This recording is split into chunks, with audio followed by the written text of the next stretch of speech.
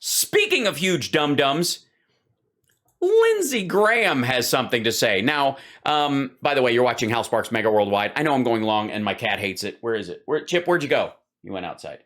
He wants a snack. And I know I'm over time, but, well, I'm not technically tonight because I've got 20 more minutes. I'm good because I started late today. It's Thursday. It's all slamming together. It's just how it works. Beg your pardon. So, Lindsey Graham has a message. Says Taiwan has a message for the American people. Now, we'll explain in a second the weirdness of this. So let's see. I want to see how this thing starts off. This isn't that long. Oh my God, was that? I thought I saw Judge Janine in there for a second, but maybe it was just there it is. It's that one. The next one, BLM never expected this, is the next video that they want me to watch. No. All right, here we go. Senator Lindsey Graham, the great state of South Carolina. Sir, how are you? Good to have you back. I'm through. I'm done. Count me out. It's just me and some old Wiccan woodwork that I bought at a shop down here in the Carolinas. You recently got back from... Glad to be here. From the, I don't like being in Taiwan. The food, I tried that Bin Lan and it did not agree with me. Well, you recently got back from Taiwan. I've got to imagine that they are in a heightened state of alert based on the obvious, the fighter jets from China flying over their airspace fairly regularly, the talk of reunification. Now, you can see the look in Lindsey Graham's face, having just come back from there, that he knows that Sean is speaking hyperbolically and thinks that they're flying over the island instead of like this tiny little corner of their strategic airspace way up on the north. That's like right at the wedge where you're like, they cut the corner a little bit just to go around, but they're more on their way to fuck with Japan. By President Xi, that's not reunification. That would be a takeover of a sovereign country. And in light of the lackluster response of Biden in Ukraine, I'm not impressed particularly. What do you mean lackluster response? This was supposed to be over in hours. The Biden administration is playing this as a bad hand, as good as you can play it. I would say that the odds are pretty high that this is coming. Are we prepared for that? Well, how Ukraine ends really will determine what happens in Taiwan. I believe that. Right, which is why we are all in protecting Ukraine.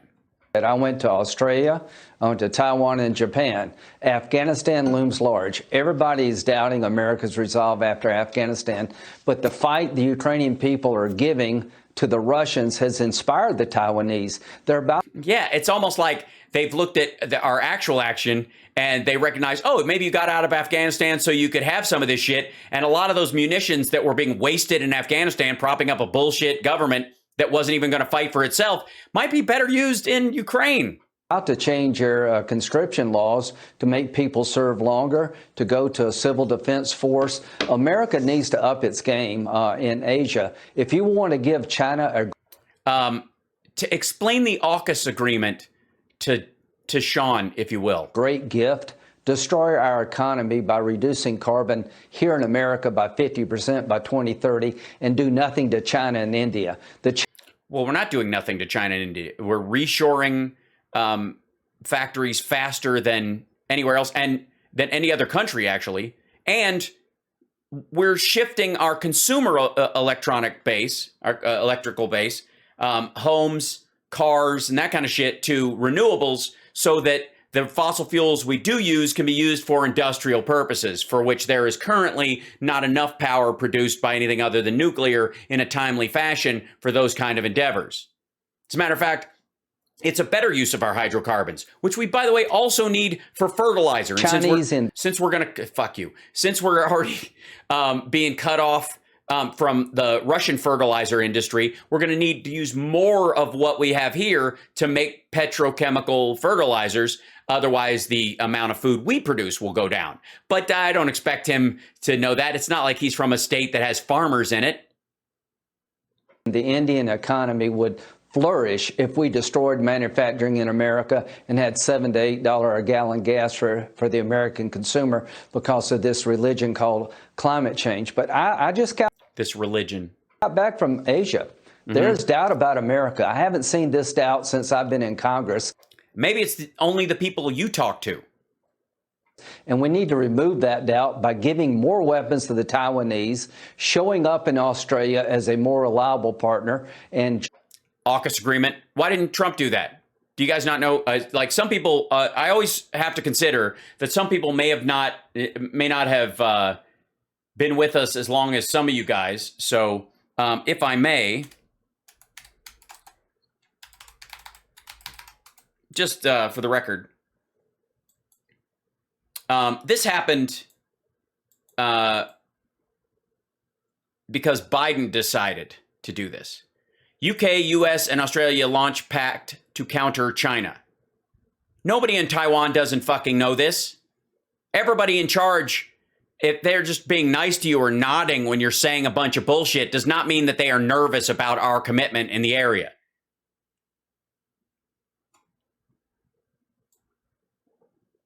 Also, Japan is joining that, and he knows this. Japan's expanding their defense footprint. We should. Yes, because we asked them to, and we're cooperating with them, and we're working in joint security exercises, kind of like we do with the South Koreans, about the Russian control of their islands. Should encourage that. So Afghanistan looms large, and Biden is there's a lot of doubt about America, and we need to remove that doubt if we. Well, Lindsey, if we want to remove doubt about America, you have to stop going to Asia. I mean, if I was in one of those countries or the head of the country and they sent you, I'd be like, oh shit, he's one of the leaders? We can't. You know, I always talk about oil, gas, and coal being the lifeblood of the world's economy. Now, by abandoning the energy independence policies, that one of the great achievements of the Trump administration. If I may.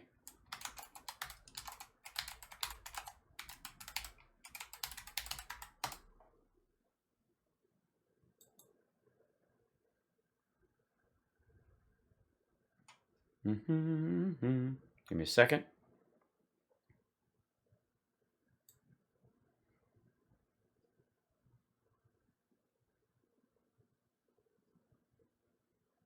Hi. How are you? You good? You what? I'm sorry, what? March 8th, 2022. I'm sorry? You were saying? Oh, look at that. But this is probably a shit rag, some liberal thing that's just backing Biden that used to, it's Forbes, where Trump used to, the magazine Trump used to lie his way into the richest people in the world in. There you go. Surprise! Surprise, surprise, surprise. The U.S. is still energy independent. Last December, I covered the nuances of U.S. energy independence. A common belief that I encounter is that President Trump made us energy independent, but we lost that energy independence under President Biden. That's not strictly true, but it requires a bit of understanding about what energy independence actually is. I covered the issues in these issues in Is the U.S. Energy Independent? A well-named site for article for doing that. And there's the definition of it. As I explained, a correct accounting would be able to add up all of our energy production, oil, natural gas, coal, renewables, and then subtract our net energy consumption. The U.S. is a net exporter of coal and natural gas, so it really comes down to petroleum balance. The U.S. net imports have been declining since 2005 as a result of hydraulic fracturing. That year, U.S. net imports of petroleum and petroleum products averaged 12.5 million barrels per day. By the time President Obama left office, the number declined to 4.8 billion. During Obama's last full month in office, the number was 4.2 barrels per day. When President Trump took over, the downward trend continued. During Trump's last year in office, the net import number turned negative. It is therefore true that we gained energy independence per this definition of net imports. Under President Trump, net exports in 2020 averaged 635,000 barrels per day for the year. They averaged. However, when COVID pandemic resulted in widespread stay-at-home orders, U.S. energy demand and energy production both plummeted. For the first 4 months of 2020, net exports averaged 1 million barrels per day. But in May, we had to start importing again. In May and June, the U.S. imported net 750,000 barrels per day. In the second half of the year, net imports once again became net exports. For the full year of 2020, the U.S. became a net exporter for the first time in modern history for the full year. In 2021, we oscillated between net imports and net exports on a month-to-month basis. In certain months, we were net importers and hence lost our energy independence per that definition. In other months, we were a significant net exporter. What wasn't clear was whether the U.S. would be a net exporter for the entire year of 2021, but the Energy Information Administration, EIA, recently posted the numbers for December, and we now have an answer. Net exports grew each month from September through December to push the final average for the year to net export number of 162,000 barrels per day. That's significantly down from 2020 when we weren't going anywhere, but it is still energy independent according to the net export definition. We had lost our energy independence several times on a monthly basis since May of 2020, but the full calendar years of 2020 and 2021 both turned out to be net export years. We are... there we go. And this is a graph, 12-month average of U.S. net exports of oil and products. And this is very small. It's not going to squeeze it down. Okay. The graphic gives a more nuanced picture of events over time. It shows our march toward energy independence stalled in 2015 and 2016. What happened in those years? That's when Saudi Arabia tried to put the U.S. shale drillers out of business by flooding the market with oil and collapsing the price. They did the same thing with Russia, and we intervened for on Russia's behalf and to protect the Saudis. Trump agreed to lower our production and the Mexican production, which taxpayers would give money to Mexico to get them to do.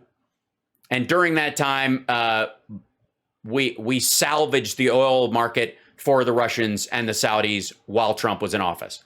We are still net exporters of energy to this day. Maybe one of the top, because energy was so cheap and abundant. And by the way, the lowering of the amount of imports to export, the number of barrels per day, was marginal. Obama brought it down by 4 million barrels a day.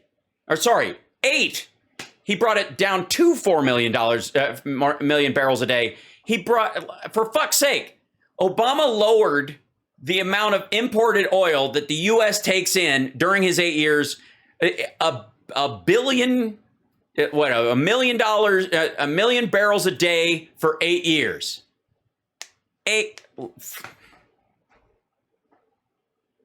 I would argue that the geopolitical implications of abandoning those policies are felt not. We didn't abandon those policies. That's bullshit. They're selling a line to you. If you're a maggot and you believe this, I'm sorry for you. You're dumb. This is the oil market price is a world oil market price. This has nothing to do with American oil strategy at all. Not only in Ukraine, but it's going to be felt in China. And yeah, you mean the rest of the world is going through the same fucking thing, and we're actually paying less for oil and gas than almost any other country on the planet? We almost see a realignment of alliances in the world. Yeah. You see that Vladimir Putin and President Xi and the Iranian mullahs seem to be getting closer. That is an axis of evil that the world will have to reckon with one day if that happens. Yeah. Can you imagine if the Chinese get the strategic minds of Russia and put them together with their shitty military gear and their boats that barely float? And then let the Iranians point what direction they sink. Well, everybody's hedging their bets. Look at India. India is reluctant to take Russia on because they buy all their weapons from Russia. So without American leadership, we're the glue that holds the world together. People in Japan and Australia and Taiwan are yearning for Ronald Reagan-type leadership. Oh, so not Donald Trump. is that's what I think. He's running. He's running. And the one thing I would say to the Republican Party, everything you say about the Democrats is true in terms of their policy, but I'm begging President Trump and the Republican Party to come up with an American first agenda that addresses the border, energy independence, inflation, a strong... They do. We have a system for this. They're just using different tactics than you would use. National security. It's not enough to complain about the other side. We need to have a vision. Oh, he was talking about Republicans. I'm sorry. You're right. They have no plan. This is all bullshit. They don't care. How we would change this country and restore order and make the economy stronger at home. We need a positive agenda. It's not enough to run these guys down every night. All right, so I want to ask you that. Oh, look at that. Sean, you're fucking up. You're fucking up. What we would do. Yeah. What would you do?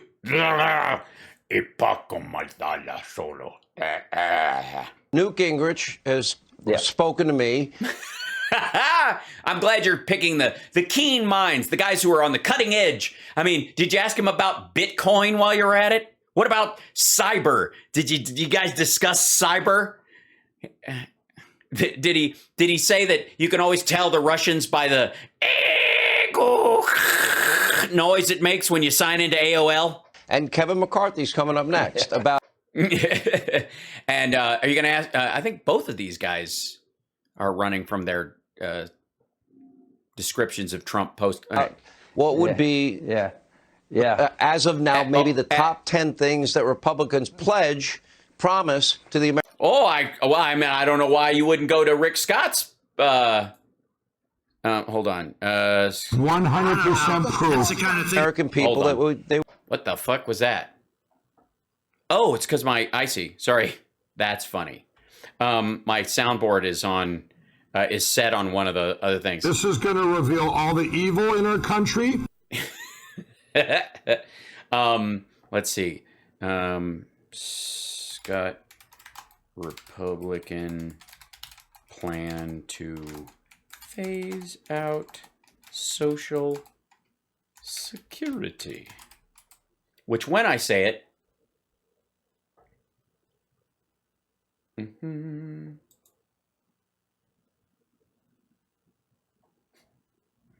this is fine. Here's the thing. Okay, quit. How many? Let's see right here. Here you go. Besides the fact that, dear God, is there another Just are there scarier people they could get? Suppose for a moment that the head of the Democratic senatorial campaign, the group overseeing the 2022 campaigns of all Democratic senators and Senate candidates, announced that Democrats, if they keep congressional majorities after the November elections, would enact a plan that would raise taxes on working families more than $1 trillion over 10 years. Further, suppose this top Democratic official also pledged that the Democratic majority would sunset laws that provide Americans with Social Security, Medicare, military retirement benefits, veterans programs, unemployment compensation, student loans, deposit insurance, and more. Additionally, the Democrats would require U.S. businesses to shut down $600 billion a year in foreign trade and abandon countless billions in overseas investment. That's it. The cry would be socialism, defund tyranny. They might not even have the left to blame for President Biden for Russia's Ukraine invasion on high gas prices. Now back to reality. An outline, that's this thing. Hold on one second. Good stuff. Open link in new tab. Rescue America. I'm here to rescue America. 1. Our kids will say the Pledge of Allegiance. You don't have to read past it. Colorblind equality. We don't care if you're in a special circumstance. Somebody wrote, all cops are bad on a car and set it on fire, and then they photoshopped it across these folks over here to kind of create a situation. That's actually done in post, I'm guessing, the way it looks at feature crime. The soft on crime days of coddling criminal behavior will end. Immigration will secure our border. You've stopped reading by now. Growth economy. We will grow there, starve Washington's economy, and stop socialism. Reduce the government workforce by 25% in 5 years. Sell government buildings and assets. Get rid of the old, slow, closed, top-down, government-run everything system we have today, which we don't have. Government reform and debt. We will eliminate all federal programs that can be done locally and enact term limits for federal bureaucrats and Congress, but not senators. Fair, fraud-free elections, fair, fraud-free elections, fair and fraud and free elections at the 4-H fair today. We will protect the integrity of democracy and stop the left-wing efforts to rig the elections. Let's hear the voting rights, voter fraud, saying we won't allow the radical left to destroy our democracy by institutionalizing. Okay, great. Family. We will protect, defend, promote the American family at all costs through forced marriage and pregnancy, gender, life, and science. The men are men and women are women and unborn babies could be both. Yummy, yummy. We're really the pedophiles that we warn you about. We believe in science. That's why we think that God creates the weather and protects us from climate change by making the skies sacred. Religious liberty and big tech will have a Twitter church on every Sunday. America first. We're Americans, not globalists. America, you suck. Okay, so back up here. Sorry. It deserved it. Government reform to explore. Point 6. What would be these? Look at this. They're going to attack our own capital. This looks like a graphic the Putin would put out. Enact term limits for Washington's ruling class. 12-year limits for Congress and government bureaucrats. Exceptions for national security reasons only, which would be all of the Senate, I'm guessing. Begin paying down the debt. Debt equals politicians stealing from our future. Okay, we're already paying down the debt.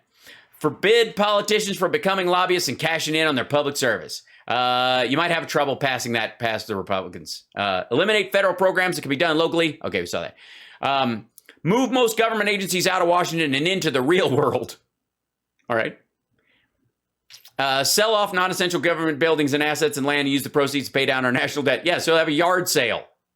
To who? China? All federal legislation sunsets in 5 years. If a law is worth keeping, Congress can pass it again. That's what they're talking about. All legislation sunsets in 5 years.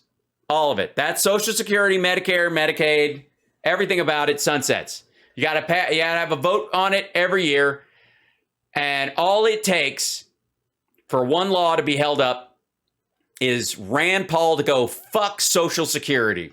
And it's done forever. It collapses. It can't even be passed with a continuing resolution.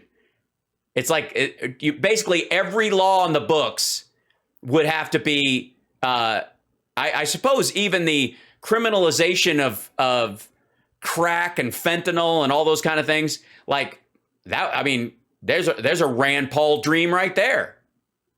Let it sunset. Everybody has to vote on it. And then one guy just filibusters it. He doesn't even have to do anything. He could just put an anonymous hold. All government bids and contracts should be publicly available on the internet. Yeah, I think it's great that other countries can have a searchable database of all of our military gear and who makes it and where they live. If government fails to comply with the law, citizens must have the right to sue to force them to comply. They already have that. No government redress of grievances. It's already written into the fucking... I love when they make promises for shit that already exists and then they're going to discover it. Like, look at this. Let's see. We will bar the federal government from using your tax dollars for advertising campaigns. Get the big heavy hitters things. We will drastically simplify... And by the way, that's around like vaccination. That's them trying to stop vaccination information. We will drastically simplify the tax code, eliminate the advantages. We will immediately cut the IRS funding and workforce by 50%. So if you want to commit tax fraud, I mean, they won't even have the strength to go after Trump. They would do something like a contract with America. Yeah, it's almost like they did exactly that, and it fucked up the whole thing. Everybody ran from it. It's called Rescue America. I like the idea, and I'm only going to support candidates that support America first, save America, make America great again policies because they work. But by the way, just the label, So if a program or a system works, if it's not called MAGA, somebody doesn't put a stamp of America First on it, you don't support it, like Social Security, Medicare, Medicaid. Those weren't MAGA programs. Those aren't Medicaid. Those aren't America First programs, right? And they worked, and they will work again. All of the problems Joe Biden has, Senator, are preventable and fixable. But we need the right people in power to do it. So is that something that the Senate will also go by? Wait a minute. What the fuck was that noise? Hold on. Whose belly gurgle was that? Listen. Power to do it. So is that something that the Senate will also go by? Did you guys hear that?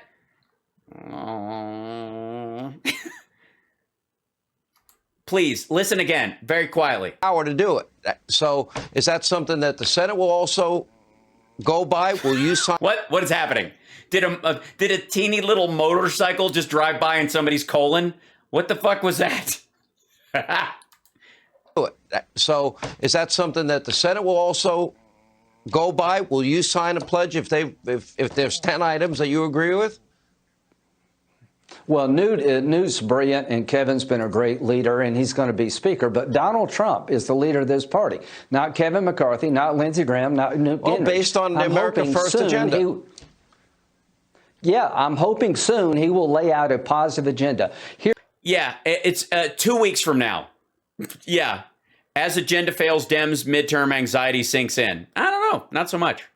I'm feeling less anxiety all the time. I mean, there's a generalized anxiety because of the war and because of gas prices, just as far as people's experience, but not one that lays at the feet of Democrats. And if you guys run into a situation where in 4 months from now, gas prices and stuff start to go down at the end of summer, and you guys can't articulate how you would actually lower the prices worldwide. Here's what I would do at the border. Here's how I would secure the border again.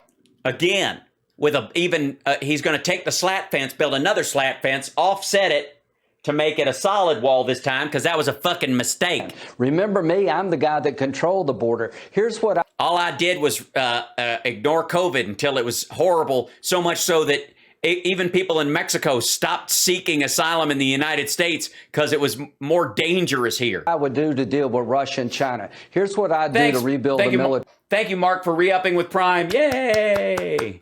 Subscribe on Twitch today. All right. Terry, and here's what I would do to make us energy independent and lower inflation. We are energy independent, and we're not experiencing inflation. This is supply shock. President Trump has proven he knows how to do these things. In what way? He needs to remind the American people of what we did in the past and what. Yes, you mean the part where he was like, "She's got this handled. What virus? It's all fake. Maybe put a light bulb up your ass." He needs to remind people of that. What we can do in the future, and it's about the future. The election is about the future. Not about 2020. He needs to stop talking about this shit. And if this is a policy debate, we'll kick their ass. If it's a debate about 2020. If it's a personality debate, we might lose. Oops.